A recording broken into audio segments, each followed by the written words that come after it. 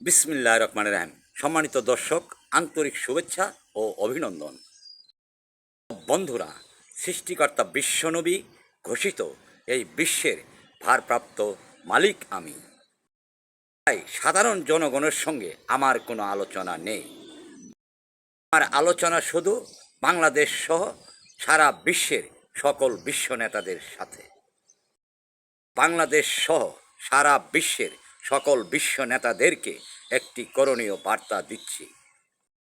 সৃষ্টিকর্তা বিশ্বনবী কোরআন এবং ধর্মকে সুরক্ষিত করে সম্মান করতে হবে এবং সঠিকভাবে পালন করতে হবে। সকল প্রকার সৎ হইয়া ধর্মীয় কাজ করতে হবে। সকল জাতি গোষ্ঠী মানুষের জন্য এই আইন করার জন্য বিশ্ব নেতাদেরকে অনুরোধ করছি।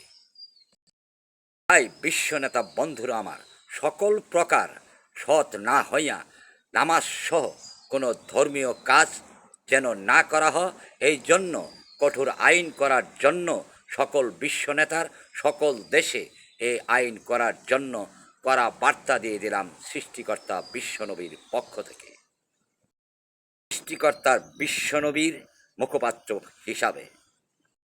তাই বিশ্ব নেতা বন্ধুরা, আমার এই মতামত আপনাদের কাছে যদি সাংঘর্ষিক মনে হয়, সকল ধর্মের ধর্মগুরু এবং ধর্ম বিশ্লেষকদের কাছে জেনে নেবেন। তাই বিশ্ব নেতা বন্ধুরা আমার কথায় সত্যতা না পেলে আপনারা যা শাস্তি দেবেন তা আমি মাথা পেতে নেব। বিশ্ব নেতা বন্ধুরা আপনারা কয়েকটা বিশ্ব নেতাই সৃষ্টিকর্তা বিশ্বনবী এবং কোরআন সহ কোনো ধর্মকেই সঠিকভাবে পরিচালনা করতেছেন না, সঠিকভাবে মানতেছেন না, এবং অস্ত্রের ঝনঝনানিতে সারা বিশ্বের 800 কোটি মানুষকে আপনারা আতঙ্ক রেখেছেন।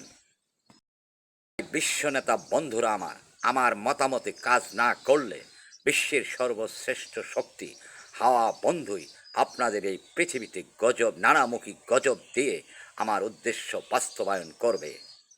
অস্ত্রের ঝনঝনানি বন্ধ করে দেয়া হবে। বিশ্ব নেতা বন্ধুরা বিশ্ব নেতা হতে হলে বিশ্বমানের শাসন ব্যবস্থা সহ বিশ্বমানের সকল কিছুই থাকা দরকার একজন বিশ্ব নেতার। আপনাদের কারো মধ্যেই সেটা দেখি না। জন্য আপনারা হলেন সারা বিশ্বে ঝামেলা করা কুলাঙ্গার বিশ্ব নেতা। বিশ্ব নেতা বন্ধুরা বর্তমান বিশ্বই হলো তার প্রমাণ। আমি হলাম সৃষ্টিকর্তা বিশ্বনবী ঘোষিত এই বিশ্বের মহাসচিব। ধন্যবাদ সৃষ্টিকর্তা সর্বশক্তিমান।